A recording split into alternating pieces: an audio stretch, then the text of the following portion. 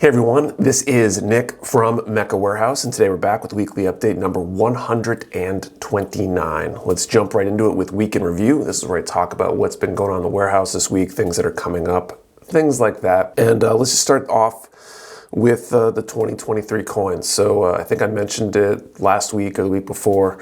The deadline was technically on Friday. We ended up extending it to Monday, and I allocated all the coin numbers on Wednesday, which was yesterday, and sent out all the invoices.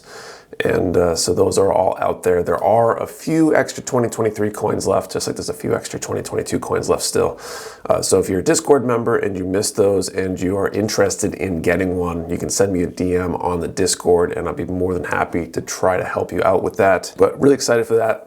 That means that the coins will be ready to go into production now that we have the numbers for them. And we'll hopefully see them in about a month and a half, depending on how long that delay ends up being. But really looking forward to that, really looking forward to the next coin. It's kind of crazy that we're already on number 4. And I have to say, while going through all the pictures, because we used pictures of previous coins as a way to kind of confirm that you have it for selecting the same or having the rights to a particular coin number if you had the previous coin, seeing some of those pictures where people had, the first 3 years of coins with all the same numbers and stuff like that. It's kind of humbling. People have been with us with the community that long, and that they're continuing to participate in this way. And it's really cool, and it's I don't know, it's humbling because it shows how awesome of a community we have and all the people that have stayed with us through all that time. It's kind of crazy. On that same note, I should mention that we are coming up on the 4th anniversary of Mecha Warehouse. Kind of goes along with the coin. April, I think it was like April 22nd or something like that was the day that we registered the domain name and formally created something around there. It might be the 24th. I forget what the day was exactly, but that means I think next weekend is basically the anniversary of Mecha Warehouse, the 4th anniversary, which is crazy. We've been around for 4 years as Mecha Warehouse. The business technically started, I don't know, about a year before that, I suppose. But it's just insane that we're this far along, and looking back over the last few years, all the growth and all the changes and what it is now compared to what it was when we started is just absolutely kind of crazy. So look forward to some celebration of that next week, I think. Next up, later this year, we're planning on doing an open house and build contest in person, and it's going to be our biggest event ever, I think. Tentatively, that's August 13th. It's a Sunday. We just selected the date yesterday. There's lots to do to flesh out all the ideas to go with that. But the idea is to have the open house, people be able to come into the warehouse. We'll maybe do some tours. We'll get to people be able to pick up orders, things like that. But beyond that, we're hoping to have a large contest to go with it as well. Think like IPMS with multiple categories. Probably one or more Gundam category, maybe a diorama category, maybe we got a Mecha Girl category, maybe we have other mecha other than Gundam. We'll to see exactly how we want to do that. All that planning still needs to take place, but we'll have medals. We'll probably do a hybrid of the traditional first, second, and third, and kind of the open judging like we saw at ValleyCon. I think those are both kind of good ideas. And the one thing that we're hoping to bring to this that will be completely different than any other contest that I'm aware of is that we'll be filming and recording the judges as they go through their critiques, and we'll let people opt in or out for whether or not that makes it into a public video. But our hope is to be able to cut at least the audio clip of the judging for your models and then be able to send you that clip after the fact, and it will be probably the first contest where you actually get that direct feedback and can actually know what held you back, what you did well, things like that. And we've been discussing that a lot and how that's kind of a flaw with the current process at a lot of these events. You don't really know how well you did, why you did well, why you didn't do well, and having that feedback will let you kind of grow and improve as a builder, which I think ultimately should be the goal of any sort of contest like that. So we'll be doing stuff like that. We'll probably have hopefully some workshops or seminars or panels or whatever you want to call it, opportunities to learn as well. And it should be a good event. Expect more details to come out over the next few weeks, months, as we get closer. So keep an eye out for that. Hopefully you can make it. Try to save the date, August 13th. It's a Sunday. And if you're local, or at least local enough to make the drive or make the trip, we'd love to have you come out. And then finally, the one other thing for Week in Review, we are continuing with our spring clearance, spring cleaning sale. The collection is linked on the banner on the homepage. If you click to that particular slide on the banner on the homepage, we added a bunch of figures, action figures and toys type of items to that. So now it's merch and that stuff. I think the new stuff is at 30%, merch is at 25%. And that stuff should stack with at least certain other codes. Maybe not stack isn't the right word, be combinable with, so you can grab some merch at a discounted price with your order for kits, even if they're on sale, with any of our major sales, daily deals, things like that. So that's it for Week in Review. Moving on, let's do pre-orders next. We added 2 new pre-orders to the website this week, both from Kotobukiya. The first up is the Megami Device number 6 Asura Archer Shadow Edition. I think that's a reprint.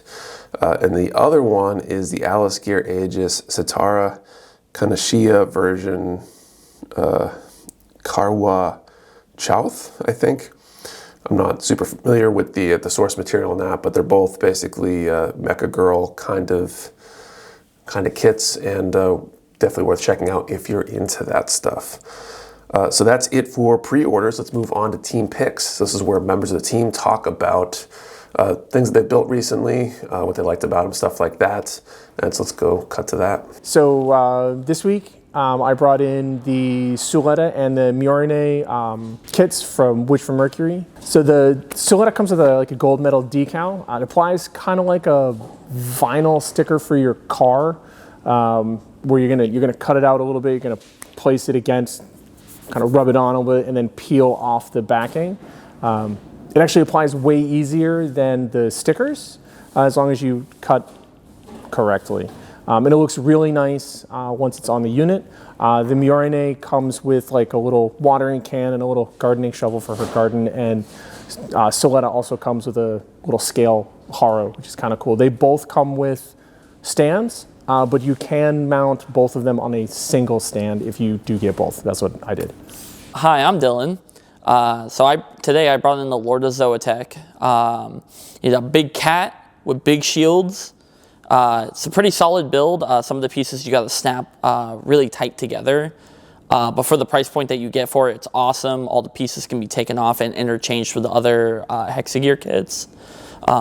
You'll probably see it, but I got a little dude riding on him. This week I chose the Kotobukiya Zoid Liger Zero, only because Zoids are kind of what started model kit building for me. So now that they have upgraded from the motorized style, they become much nicer with the HMMs, and they're definitely worth it if you're into mechanical robot animal type of things. So it's worth it. All right, and we're back. Hopefully you enjoyed looking at everybody's builds. Moving on to Q&A. So this is where I answer questions from you, the viewers. If you have a question you want answered, post it down in the comments below. I'll do my best to answer it next time. First up, Dolfo. The acrylic cases seem like a big hit. Any potential for other forms of display cases or shelves? And yes, absolutely. I know there's other sizes. We'd probably end up doing a larger one for like big PG kits or large master grades with, you know, big displays of wings, backpacks, accessories, things like that. And we'll probably look into some other options too. I really kind of want to see how these do when they come in and make sure the supplier for that, if they come through, they should. Our samples came through fine, and we just kind of want to go through that process first. But I think assuming this they continue to do well, we will expand that offering and hopefully get some other display cases as well. Next up, Plastic Germs. Congrats on the third baby. Thank you. Question: Question some of the judging at the IPMS events you have joined. Do you think that there should be a judge that has some history or dabbled in gunpla due to it being a growing section? So the judging at IPMS events I've been at has varied. I'd say most of the local events, even a lot of the events, end up with judges that actually do have some gunpla experience. I know at ValleyCon, for example, George, Old School Gunpla, I believe is his Instagram handle. Good guy, talked to him a whole bunch. He was one of the judges for the Gundam category. He is definitely a Gundam guy. He's done other stuff as well. And I think he's actually the IPMS chapter president down in Massachusetts for the Patriot chapter, I think. So that show, PacCon has Gundam people judging pretty frequently, so that's cool too. When we went down to ODO, down in Virginia, there were definitely Gundam people judging the Gundam category there. I think Granite Con here in New Hampshire, most local to us, I think it was other judges, I guess, or judges with other experience that had no idea about Gundam. I don't know if I'm the right person to say. I might be biased. I think I took first in the Gundam category the last time there, so I don't know, maybe the judging's great. But it's definitely better when somebody's familiar with the kits, even if they're not deep into the Gundam category, because Gundam kits, Gunpla, even some of the mecha kits, there's lots of similarities to traditional models, but where there's snap models and things like that, I think occasionally the judges miss out on what might be already pre-colored plastic. They might be missing out on where to look for nub marks and seam lines and things like that just because they're not as familiar with those kits. And knowing where those issues can be helps when you're judging them. So it definitely helps, but honestly, a lot of the shows have had experienced judges in that regard, in that kind of category. Fun question. Do you find it easier to warm up when it's cold or cool down when it's hot? I don't know if I'm going to answer that question directly. I think more so I would prefer to try to cool down when it's hot than heat up when it's warm. And that's primarily, I do a lot of karate, a lot of that kind of stuff. I hate being cold when I have to move. I would rather be a little bit warm because I'd rather sweat than be too cold. That said, at night, the opposite kind of takes effect. It's a pain when it's too hot and you're trying to cool down and you're trying to sleep.